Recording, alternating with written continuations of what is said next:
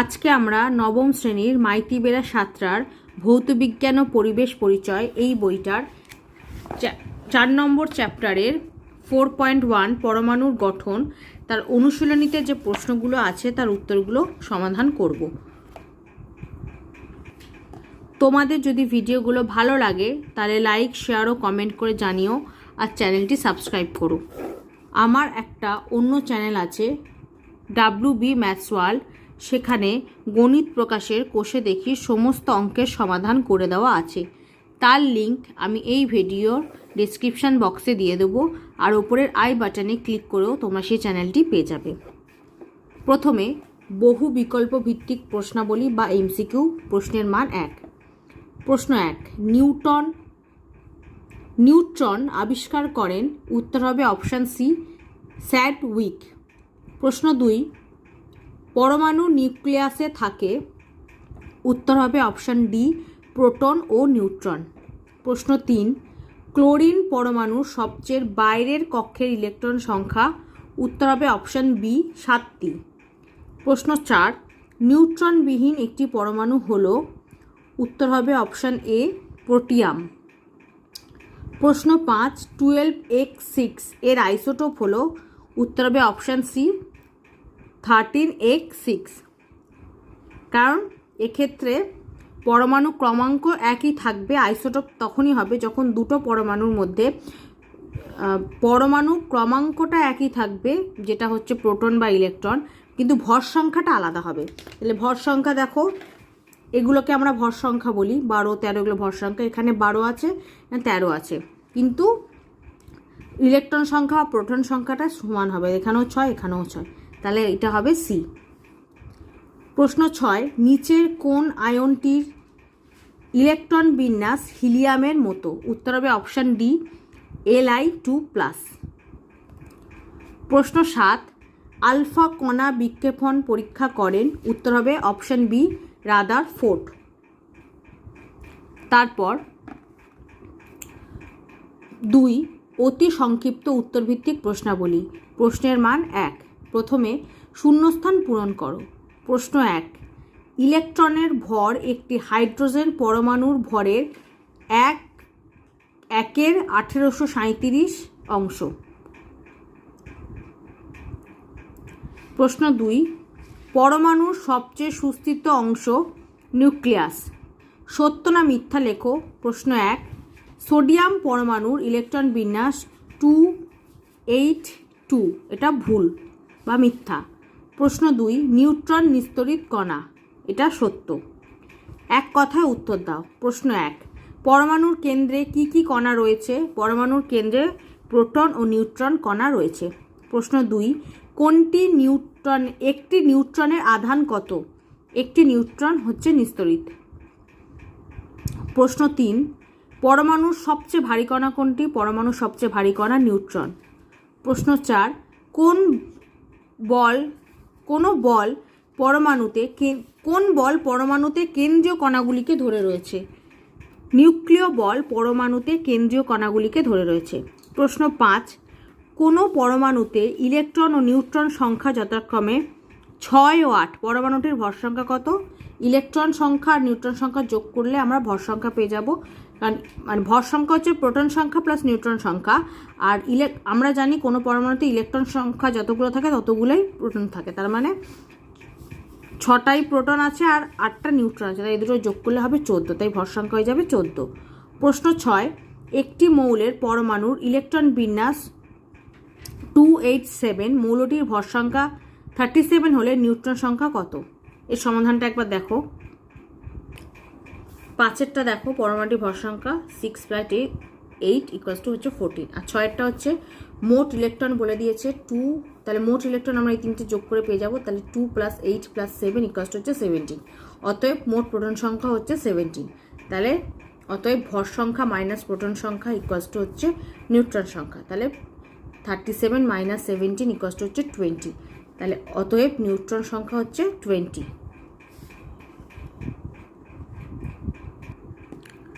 প্রশ্ন 7, মৌলের নিউক্লিয়াসের আধানের সঙ্গে পারমাণবিক সংখ্যার সম্পর্ক কী? মৌলের নিউক্লিয়াসের আধানের সঙ্গে পারমাণবিক সংখ্যার ধনাত্মক সম্পর্ক। প্রশ্ন 8, নিউট্রনবিহীন একটি মৌলের নাম লেখো। নিউট্রনবিহীন একটি মৌলের নাম হলো প্রোটিয়াম। প্রশ্ন 9, একটি পরমাণু থেকে ইলেকট্রন বেরিয়ে গেলে কি উৎপন্ন হয়? একটি পরমাণু থেকে ইলেকট্রন বেরিয়ে গেলে ধনাত্মক তড়িৎগ্রস্ত কণার উৎপন্ন হয়। প্রশ্ন 10, পরমাণুর কোন অংশে ইলেকট্রনগুলি অবস্থান করে? পরমাণুর কক্ষপথে ইলেকট্রনগুলি অবস্থান করেন। তারপর বাম স্তম্ভের সঙ্গে ডান স্তম্ভের সামঞ্জস্য বিধান করো। এ ইলেকট্রন, সেটা হবে 2 জে থমসন। বি নিউট্রন, সেটা হবে 4 নম্বর স্যাডউইক। 3 তেজস্ক্রিয়তা, সেটা হবে 1 বেকারেল। ডি প্রোটন, সেটা হবে 3 গোল্ডস্টাইন। তারপর 3 সংক্ষিপ্ত উত্তরভিত্তিক প্রশ্নাবলী। প্রশ্নের মান 2। 1 প্রশ্ন 1, পরমাণুর মৌলিক কণাগুলির নাম লেখো। পরমাণুর মৌলিক কণাগুলির নাম হলো প্রোটন, ইলেকট্রন ও নিউট্রন। প্রশ্ন 2, পরমাণুর নিউক্লিয়াস কাকে বলে? Page number 78।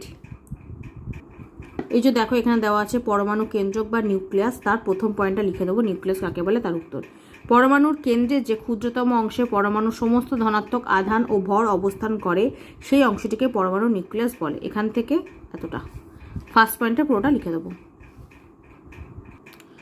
প্রশ্ন 3, নিউক্লিয় বল কাকে বলে? Page number 84। এখান থেকে লিখব, নিউক্লিয়াসে প্রায় 10⁻⁻15 মিটার দূরত্বের মধ্যে অবস্থিত নিউক্লিয়নগুলি প্রোটন ও নিউট্রন মধ্যে ক্রিয়াশীল যে আকর্ষণী বল নিউক্লিয়াসকে স্থায়িত্ব প্রদান করে সেই বলকে নিউক্লিয় বল বলে। এখান থেকে এতটা।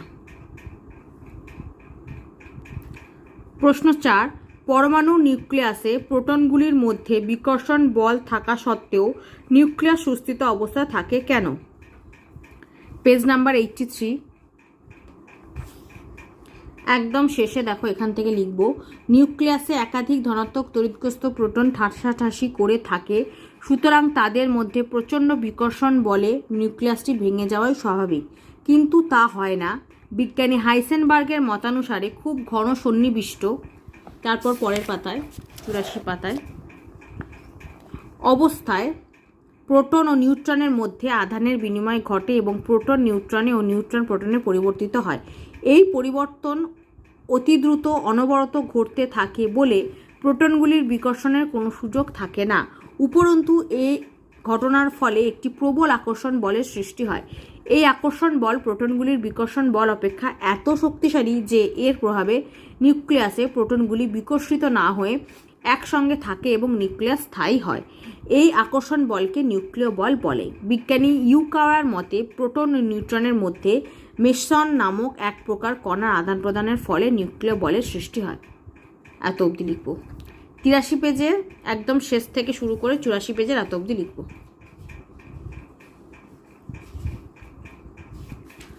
প্রশ্ন 5, পারমাণবিক সংখ্যা কাকে বলে? Page number 81। 5 নম্বর পয়েন্টটা পুরো লিখে দেবো, পরমাণু নিউক্লিয়াস খুব সুস্থিত। পরমাণু নিউক্লিয়াসে অবস্থিত প্রোটন সংখ্যাই হলো পরমাণু ক্রমাঙ্ক বা পারমাণবিক সংখ্যা। মৌলের সমস্ত ধর্ম নিয়ন্ত্রিত হয় পরমাণু ক্রমাঙ্ক বা পারমাণবিক সংখ্যা দ্বারা। এখান থেকে এতটা, 5 নম্বর পয়েন্টটা পুরো লিখে দেবো। প্রশ্ন 6, ভর সংখ্যা কাকে বলে? Page number 81। ভর সংখ্যা কাকে বলে? এর উত্তর হবে 6 নম্বর পয়েন্টটা, পরমাণু নিউক্লিয়াসে অবস্থিত প্রোটন ও নিউট্রন সংখ্যার সমষ্টিকে বলে ওই পরমাণুর ভর সংখ্যা। এখান থেকে এতটা।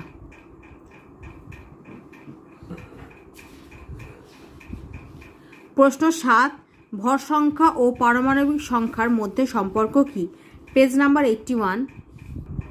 এই লাস্ট লাইনটা হচ্ছে ভর সংখ্যা পারমাণবিক সংখ্যার মধ্যে সম্পর্ক। লিখব ভর সংখ্যা A = প্রোটন সংখ্যা P প্লাস নিউট্রন সংখ্যা N = পারমাণবিক সংখ্যা Z প্লাস নিউট্রন সংখ্যা N।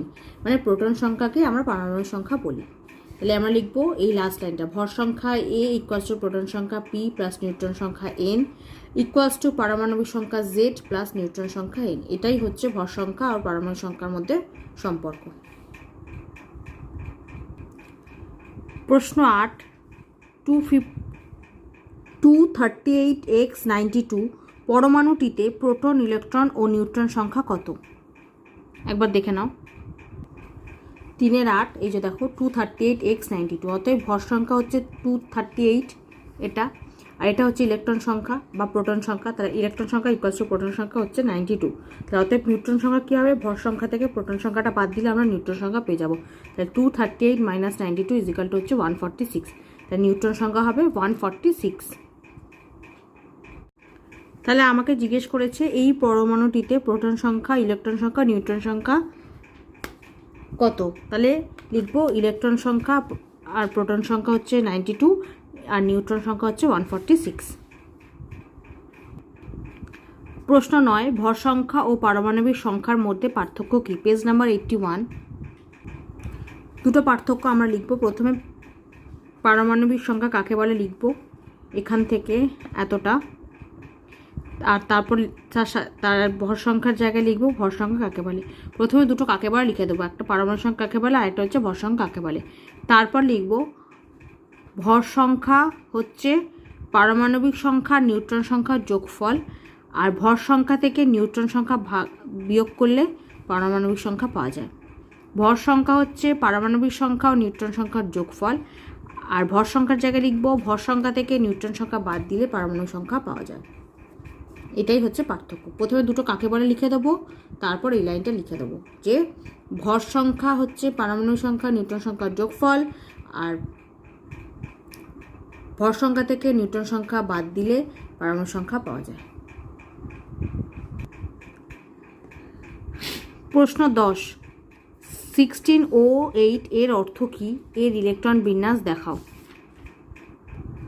10-এর সমাধানটা দেখো। 16O8 এর অর্থ এই পরমাণুটিতে ইলেকট্রন সংখ্যা হচ্ছে 8, প্রোটন সংখ্যা 8, ভর সংখ্যা হচ্ছে 16।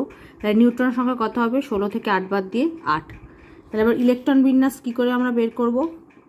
ইলেকট্রন বিন্যাস কক্ষপথ অনুযায়ী করতে হয়, K L M এভাবে হয়। তাহলে আমরা এই যে 2 × n², n হচ্ছে কক্ষপথ, ফার্স্ট কক্ষপথ, সেকেন্ড কক্ষপথ, থার্ড কক্ষপথ, এইভাবে এই সূত্র দিয়ে আমরা দেখব যে একটা কক্ষপথে সর্বাধিক কটা ইলেকট্রন থাকতে পারে, সেই বুঝে আমরা বিন্যাস করবো। তাহলে আমরা জানি এই পরমাণুতে মোট ইলেকট্রন 8টা। তাহলে প্রথম কক্ষপথে ম্যাক্সিমাম কটা থাকতে পারে? 2টো, কারণ 2 × n হচ্ছে এখানে 1, যেহেতু প্রথম কক্ষপথ, তাহলে 1² তার মানে 2। তার মানে প্রথম কক্ষপথে এখানে ম্যাক্সিমাম 2টো থাকতে পারে। এই 2টো থাকলো, বাকি রইল 6টা। তাহলে সেকেন্ড কক্ষপথে ম্যাক্সিমাম কটা থাকতে পারে? 2 × 2², 2² মানে 4, 4 × 2 মানে 8। তাহলে ম্যাক্সিমাম 8টা থাকতে পারে। তাহলে আমার 6টা আছে, তাহলে সেকেন্ড কক্ষপথে 6টা থাকবে। তাহলে এটাই হবে ইলেকট্রন বিন্যাস, প্রথম কক্ষপথে 2টো, পরের কক্ষপথে 6টা, টোটাল হয়ে গেল 8খানা। প্রশ্ন 11, আইসোটোপ কাকে বলে? Page number 82। এই যে এটা লিখব, একই পারমাণবিক সংখ্যা ও ভর সংখ্যা বিশিষ্ট পরমাণুগুলিকে পরস্পরের আইসোটোপ বা সমস্থানিক বলে। উদাহরণ দিয়ে দেবো। উদাহরণ, হাইড্রোজেনের 3টি আইসোটোপ আছে। একটা হচ্ছে প্রোটিয়াম, যেটা হচ্ছে 1H1, ডয়টেরিয়াম, যেটা 2H1, আর একটা হচ্ছে ট্রিটিয়াম, সেটা হচ্ছে 3H1। এই উদাহরণটা আমরা দিয়ে দেবো।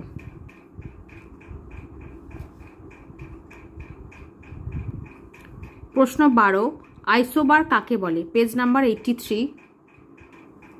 এখান থেকে লিখব, বিভিন্ন মৌলের যেসব পরমাণুর ভর সংখ্যা সমান কিন্তু পারমাণবিক সংখ্যা ভিন্ন তাদের আইসোবার বলে। যেমন 14C6 এবং 14N7, আর একটা হচ্ছে 40Ar18 আর 40Ca20 ইত্যাদি।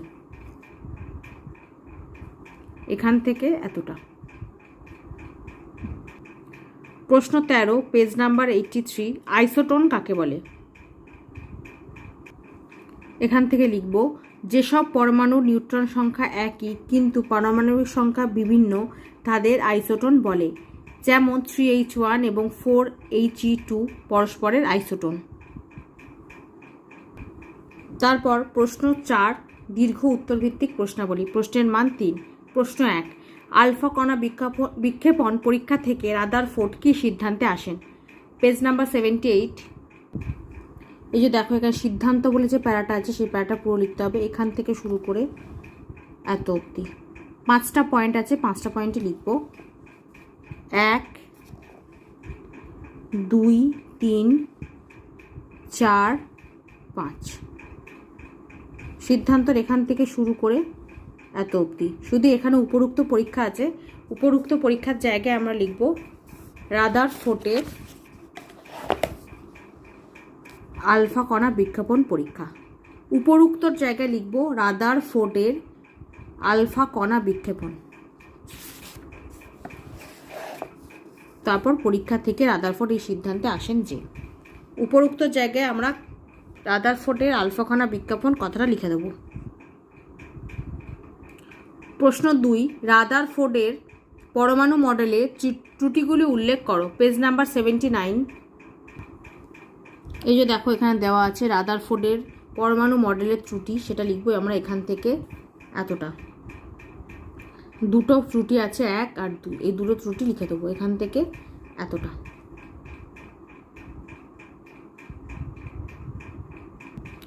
প্রশ্ন 3, 235X92 পরমাণুটির ভর সংখ্যা ও পারমাণবিক সংখ্যা কত? পরমাণুটিতে যদি 3টি নিউট্রন বেশি থাকতো তবে সেটির সংকেত কিভাবে লেখা হতো? যে দেখো 235X92 পরমাণুটির ভর সংখ্যা হচ্ছে 235, পারমাণবিক সংখ্যা হচ্ছে 92। অতএব 3টি নিউট্রন বেশি থাকলে পরমাণুটির ভর সংখ্যা হতো, কারণ ভর সংখ্যা এখানে থাকে ভর সংখ্যা পারমাণবিক সংখ্যার যোগফল, তাহলে ভর সংখ্যা বেড়ে যেত আরও 3, তাহলে ভর সংখ্যার সঙ্গে আরও 3 যোগ করতে হবে, তাহলে 235 + 3 = হচ্ছে 238। তবে পরমাণুটির সংকেত হতো 238X92। প্রশ্ন 4, 35Cl17 পরমাণুর গঠন বর্ণনা করো। সমাধানটা দেখো, 35Cl17 পরমাণুর গঠন, এখানে ইলেকট্রন হচ্ছে 17, প্রোটনও হবে 17, ভর সংখ্যা হচ্ছে 35, তাহলে নিউট্রন সংখ্যা কত হবে? 35 - 17, সেটা হচ্ছে 18। অতএব পরমাণুর ইলেকট্রন বিন্যাস হচ্ছে কে, তাহলে ইলেকট্রন টোটাল হচ্ছে আমাদের 17। তাহলে এবার 17টা আমরা কীভাবে ভাগ করেছি? প্রথম কক্ষপথে ম্যাক্সিমাম দুটো থাকতে পারবে, 2 × 1² তার মানে ম্যাক্সিমাম দুটো থাকতে পারবে, তাহলে এখানে দুটো থাকলো, তাহলে বাকি থাকলো কটা? 15টা। 15টার মধ্যে সেকেন্ড কক্ষপথে ম্যাক্সিমাম 8টা থাকতে পারবে, কারণ 2 × 2² মানে 8, তাহলে 8টা থাকতে পারলো, তাহলে কটা চলে গেল? 10খানা হয়ে গেল, তাহলে বাকি রইলো 7টা। তাহলে 7খানা কী করবে?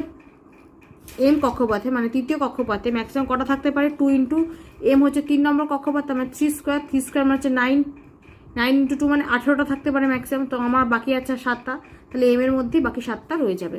এবার গঠনটা আমাদের আঁকতে হবে। দেখো আমি এটা পেন দিয়ে করেছি, তোমরা পেন আর হাতের সাহায্যে করেছি, তোমরা কিন্তু এই গোলগুলো কম্পাসের সাহায্যে করবে আর পেন্সিল দিয়ে করবে। প্রথমে এটা হচ্ছে দেখো এখানে হচ্ছে প্লাস মানে হচ্ছে প্রোটন হচ্ছে 17 আর 18 হচ্ছে নিউট্রন সংখ্যা, যেটা ভর সংখ্যা, এর মধ্যেই থাকে প্রোটন আর নিউট্রন, তাই লিখে দিলাম। এটা নিস্তড়িত তাই জন্য এটা 18, আর এটা পজিটিভ তাই জন্য হচ্ছে 17, প্রোটন হচ্ছে 17। এবার এটা হচ্ছে N1, এটা N2, এটা N3, এটা ফার্স্ট কক্ষপথ, সেকেন্ড কক্ষপথ, থার্ড কক্ষপথ, এটা হচ্ছে KLM। আমাদের এখানে 3টেই কক্ষপথে আঁকতে হবে, যেহেতু এটা 3টেই মাত্র মানে 3টে কক্ষপথে ইলেকট্রন বিন্যাস শেষ হয়ে যাচ্ছে, 3টে কক্ষপথ আমরা এঁকেছি, প্রথমে মাঝেরটা, তারপর আরও 3টে কক্ষপথ এঁকেছি। এবার কি বলেছে? কে কক্ষপথে ম্যাক্সিমাম দুটো থাকবে, তাহলে দেখো এটা হচ্ছে কে কক্ষপথ, দুটো আছে, একটা দুটো, ইলেকট্রন নেগেটিভ হয় সেই জন্য মাইনাস দিয়ে বুঝিয়েছি। তারপর এল কক্ষপথে ম্যাক্সিমাম 8টা আছে, তাহলে এখানে 8টা হবে, দেখো 1 2 3 4, এটা এল কক্ষপথ, তাহলে 1 2 3 4 5 6 7 8। তারপর হচ্ছে এম কক্ষপথে ম্যাক্সিমাম, এই এম কক্ষপথে আছে 7টা, ম্যাক্সিমাম এখানে থাকতে পারে 18টা, কিন্তু আমার আছে 7টা, তাহলে 7টা, সেই 7টা দেখো এইটা হচ্ছে গিয়ে এম কক্ষপথ, তাহলে এখানে 7খানা হবে, 1 2 3 4 5 6 7, এইভাবে আঁকতে হবে।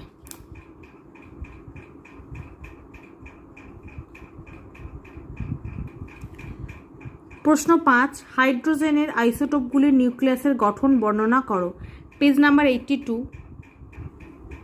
এই যে দেখো এখানে হাইড্রোজেনের 3টে আইসোটোপ আছে, আর এইগুলো হচ্ছে নিউক্লিয়াসের বর্ণনা। তাহলে এটা আমি পুরোটাই 4টা লিখে দিতে হবে। সাধারণ হাইড্রোজেন বা প্রোটিয়াম 1H1, প্রোটন সংখ্যা 1, নিউট্রন সংখ্যা 0, ইলেকট্রন সংখ্যা 1, ভর সংখ্যা 1। তারপরে এই ছবিটা আঁকবো।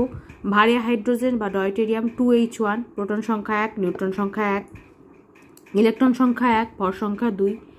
এই ছবিটা আঁকবো। তারপর ট্রিটিয়াম, প্রোটন সংখ্যা 1, নিউট্রন সংখ্যা 2, ইলেকট্রন সংখ্যা 1, ভর সংখ্যা 3। তার উত্তর তার সাথে এই ছবিটা আঁকবো। এই পুরো চারটা করে দেবে। প্রশ্ন 6, কক্ষ থেকে কক্ষান্তরে ইলেকট্রনের গমনের ফলে শক্তির শোষণ বা বিকিরণ কিভাবে হয়? Page number 85।